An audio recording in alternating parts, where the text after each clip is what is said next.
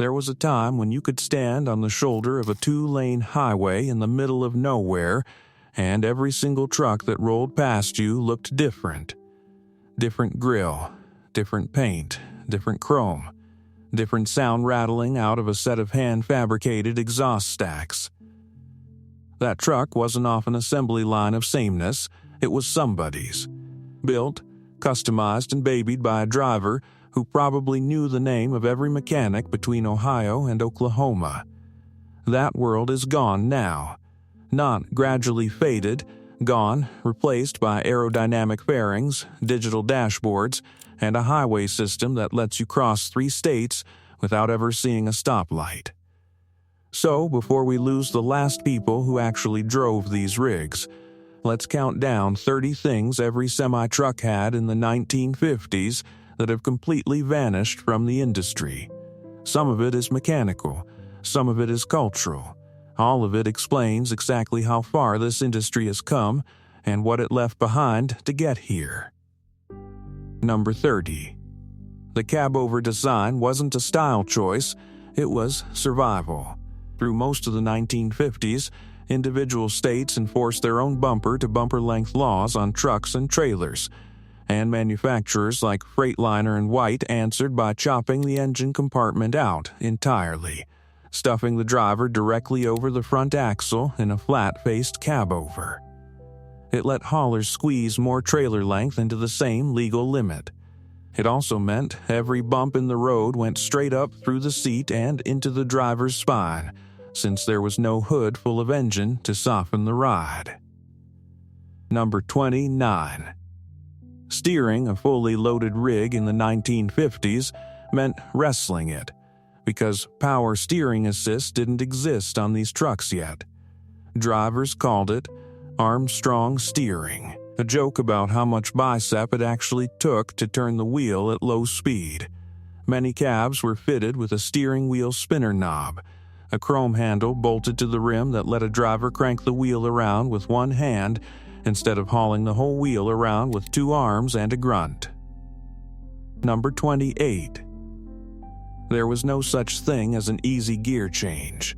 Most 1950s semis ran unsynchronized crashbox manual transmissions, meaning the gears had no synchronizers to match their speed automatically. Shifting meant double clutching every single time. Clutch in, into neutral, clutch out, rev match the engine by ear, clutch in again, then finally into gear. Grind it wrong and the whole cab filled with the sound of metal teeth arguing with each other. Number 27. Pop the hood on a truck from the early part of the decade and you'd likely find a 6-volt electrical system, the same low-voltage setup that had powered trucks and cars for decades. It struggled in cold weather and barely had enough punch to crank a big diesel over. The American auto industry standardized on 12-volt systems around 1955, and trucking followed the same shift. But for years, a stone-cold morning start on a 6-volt rig was a genuine test of patience. Number 26. Windshield wipers weren't run by an electric motor, they ran off engine vacuum, which meant the harder a driver leaned on the throttle climbing a grade, the less vacuum the engine had left over to actually run the wipers. Truckers driving through a downpour on an uphill stretch would watch their wipers slow to a crawl at the exact moment they needed them most. Number 25. The air brake systems of the era were, by modern standards, almost primitive. Most American rigs ran a single circuit system with no relay valve, meaning one problem could compromise braking across the whole truck. Some mainstream manufacturers didn't even fit front brakes as standard until into the 1960s, leaning instead on the rear wheels and a hand-operated tailshaft brake to bring tens of thousands of pounds to a stop. Number 24. There were no seat belts bolted into that bench seat, and there was no padding softening the steel dashboard in front of you. If a truck stopped suddenly, the driver's body was the only crumple zone in the cab. Nobody thought twice about it, because nobody had shown them anything different yet. Number 23. Air conditioning simply wasn't part of the package.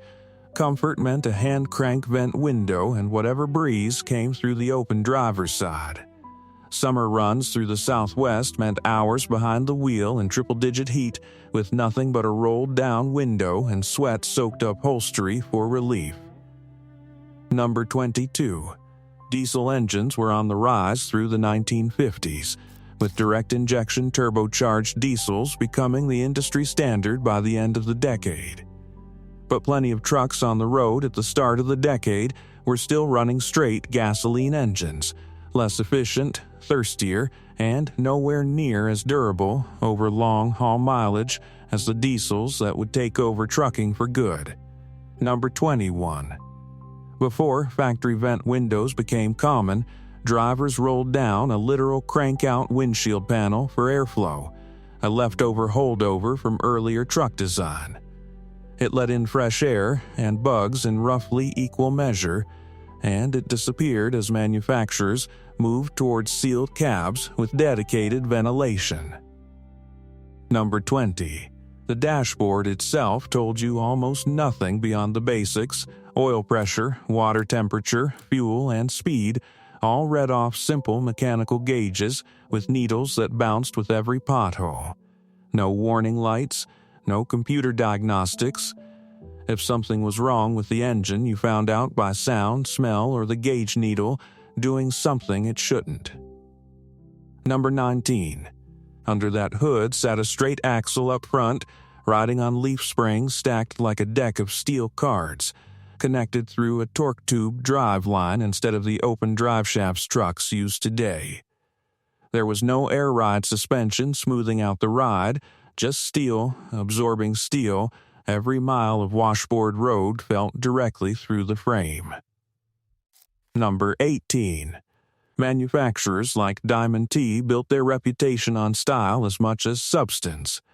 Fitting trucks like the Model 921 with a nose cast from solid aluminum and a chrome-ringed dash that looked more like a luxury sedan than a work truck.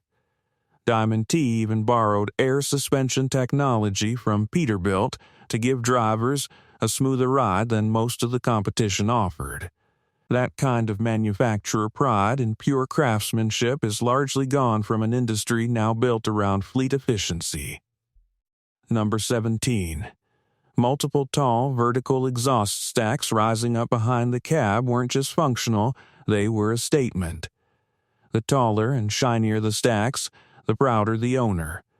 Drivers would polish that chrome by hand at truck stops, because a dull stack said something about the man who owned it. Number 16.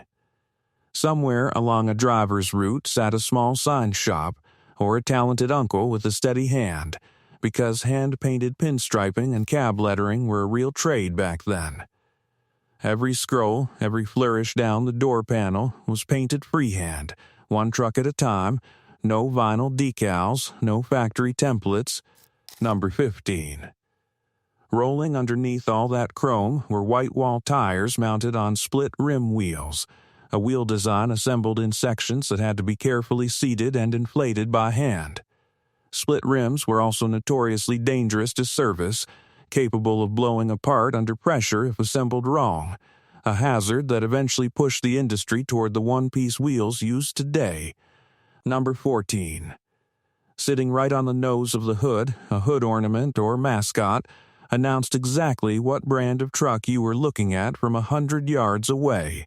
Chrome eagles, leaping animals, stylized letters, each manufacturer had its own signature, turning the front of a work truck into a piece of rolling brand identity. Number 13. Inside the cab, drivers sat on a flat bench seat, usually vinyl, sometimes leather if the owner sprung for it, with zero adjustability beyond sliding forward or back. No lumbar support, no air suspension seat, no heating element. Whatever position you found on day one was the position you drove in for the next 10 years. Number 12. There was no digital anything. Every reading a driver got came from a purely mechanical, purely analog gauge run directly off cables and sensors with no computer translating the data in between. If the gauge said something, that's what the truck was actually doing. No software, no interpretation, just a needle and a number. Now, here's something worth pausing on before we go further, because it ties every one of these old trucks together. None of them were babied by comfort or convenience.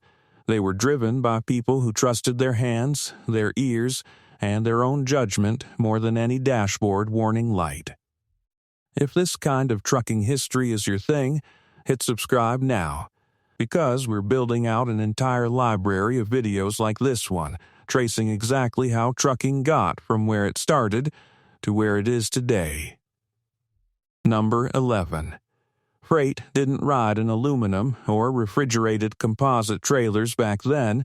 It rode in trailers with actual wood floors, hardwood planking bolted down over steel crossmembers.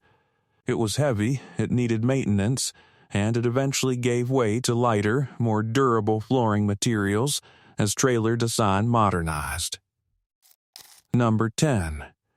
In 1949, the White Motor Company introduced something genuinely revolutionary, the White 3000, widely credited as the industry's first tilt cab.